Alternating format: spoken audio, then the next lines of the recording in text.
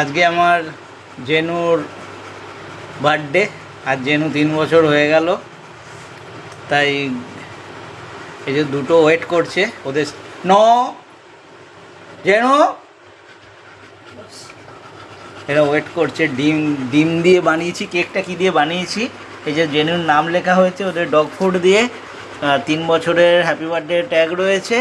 আর এখানে রয়েছে ডিম, সবার নিচে রয়েছে শশা, শশার উপরে একটা ডিমের লেয়ার, তারপরে একটা বিস্কুট।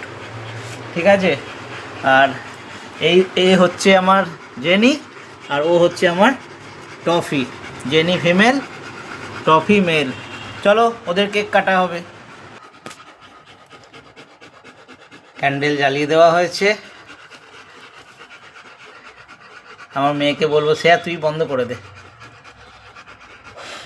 জেনু happy birthday. এসো এসো এসো এসো এসো এসো এসো এসো এসো এসো। হামলা করে নে। হ্যাঁ নে নে, কে কোথা দিয়ে শুরু করবি? কর কর কর কর কর কর। খাও খাও এনে এটা ছেড়ে নে।